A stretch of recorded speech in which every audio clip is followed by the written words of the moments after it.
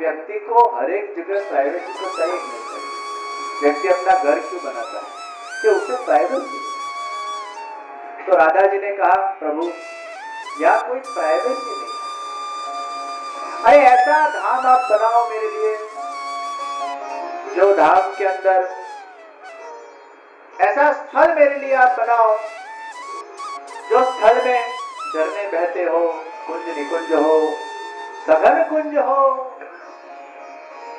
जैसे आपका कोई बंगला हो उसमें 10, 15, 20 रूम हो, लेकिन यहाँ इसके लिए रूम की बात नहीं हो रही है। सघन कुंज, रूम के अंदर रूम, रूम के अंदर रूम, रूम के अंदर रूम, रूम के अंदर रूम, रूम के अंदर, इतना प्राइवेसी।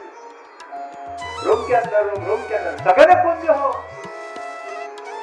हे प्रभु ऐसा वो स्थल हो, सूर्य और चंद्र न हो तो भी वो स्थल प्रकाशित।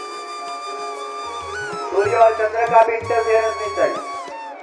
भाई आप लोग जब उठते हो तो सूर्य आपको देखता है, सो जाते हो तो चंद्र देखता है। आप सूर्य या चंद्र से आपका पीछा कतई छोड़ नहीं सकते हो।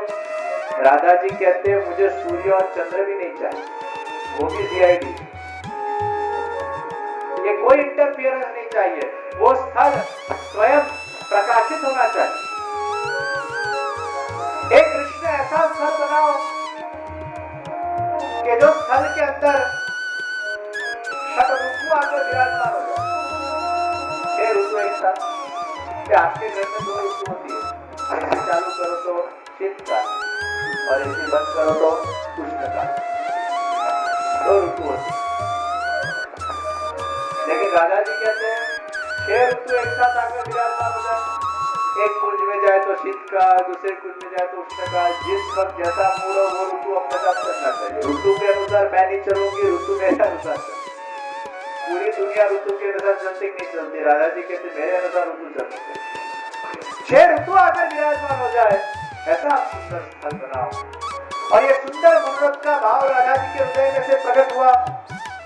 भगवान कृष्ण ने राधा जी का हाथ थामा और यमुना जी के तट के ऊपर राधा जी को ले गए। और यमुना जी के तट के ऊपर सुंदर यमुना जी बह रहे हैं, शीतल पवन चारों ओर बह रहा है। राधा जी के हाथ को पकड़कर दोनों ने आंख बंद की है। राधा जी के नेत्र में से सूक्ष्म अश्रु निकलने लगे हैं। भावाविभोर हो गई है राधिका जी। और राधिका जी के वो सुंदर मनोरथ रूपी भाव को भगवान ने अपने हृदय के अंदर धारण किया है। और जैसे राधा जी के भाव को अपने हृदय के अंदर धारण किया है, उसी क्षण धीरे धीरे राधा कृष्ण के अंदर से एक तेज पुंज निकलने लगा है।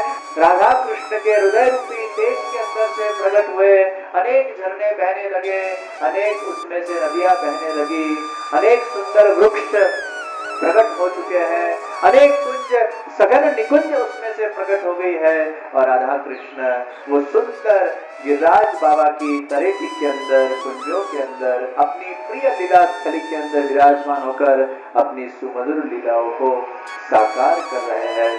भगवान ने गिरिराज बाबा के रूप में अपना सुंदर धाम गोलोक धाम के अंदर प्रकट कर दिया। 100 शिखर वाले गिरिराज जी का आगमन किया। राधा कृष्ण ने अपनी सुंदर लीलाओं को साकार की है।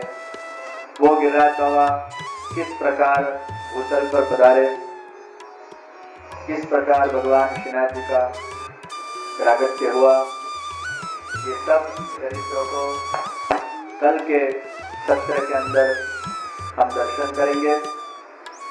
आज के सत्र को यहाँ समाप्त करें उसके पहले ये जनों, ये हमारा सौभाग्य है कि श्रीनाथ जी के दिव्य चरित्रों को श्रवण करने का एक सुंदर अवसर हमें प्राप्त होने जा रहा है।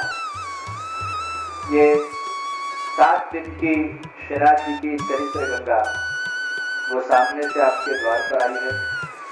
और ये श्रीनाथ जी की चरित्र की गंगा के अंदर बालक वर्ग, युवा वर्ग, वृद्ध वर्ग वो सभी को लाभान्वित करने के लिए आई। ये कथा केवल वृद्ध वर्ग के लिए नहीं है, ये कथा हर एक वर्ग के लिए है।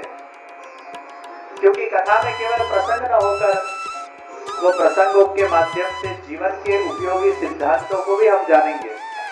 तो ये गंगा में से हम सबको ज्ञान प्राप्त करना है, ये गंगा में से सतपथ के ऊपर आगे बढ़ने की प्रेरणा प्राप्त करनी है, ये गंगा में से जीवन को परिवर्तन करने का एक भाव को स्मरित करना है। तो प्रियजनों, ये सुंदर अवसर 7 दिन तक हमें प्राप्त हुआ है और ये 7 दिन के दिव्य अवसर के अंदर दिव्य गंगा के अंदर हमें स्नान करना है। कल हमारा सत्र एग्जैक्ट 3 बजे का शुभारंभ होगा। ये श्रीनाथ चरित्र क्या है? ये श्रीनाथ चरित्र एक ट्रेन, जैसे स्टेशन के ऊपर जब ट्रेन आती है तो उसमें 3 प्रकृति के लोग चढ़ते हैं। सबसे पहली प्रकृति कौन सी होती है? जो ट्रेन के आने के पूर्व 5 मिनट पहले आ जाती है। ट्रेन जब स्टेशन पे आती है तुरंत उसमें चढ़ते हैं। मुंबई में आपने ट्रेन देखी हो कि वो कई लोग लटकते लटकते भी सवारी करते हैं। तो दूसरी प्रकृति लोग की जो लोग है वो लेट लतीफ है। ट्रेन आ जाती है, हॉर्न बज जाता है, फिर सीढ़ियां उतर कर दौड़ते आते हैं, ट्रेन में घुसते हैं और लटकते हैं। तो दूसरी प्रकृति कौन सी है? लटकती प्रकृति। तीसरी प्रकृति तो ट्रेन ही मिस कर देती। वो स्टेशन पे पहुंचते हैं, ट्रेन मिस हो जाती है, फिर विचार करते एनीवेज नेक्स्ट ट्रेन। तो श्रीनाथ चरित्र की ट्रेन जब कल यहाँ इस स्टेशन पर आएगी, उसमें भी 3 प्रकृति के लोग चढ़े। पहली प्रकृति वो जिज्ञासु प्रकृति, वो 3 में 5 मिनट पहले यहाँ आकर कंपार्टमेंट में अपनी जगह ले लेते।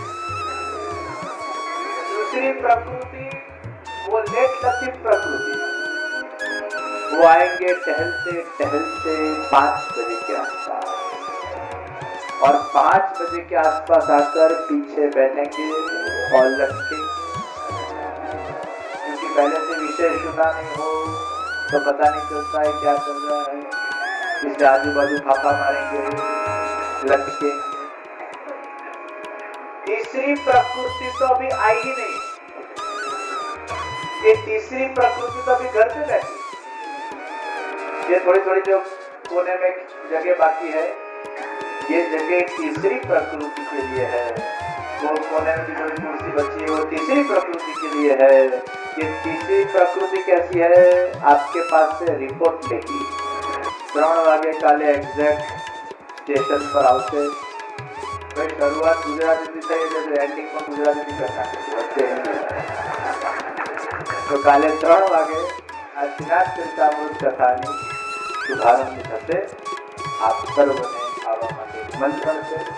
મારી જાણકારી માટે મારે જાણવું છે કે અહીંયા બેઠેલામાં કેટલા લોકો હિન્દી ભાષી છે, હાથ ઊંચો કરે।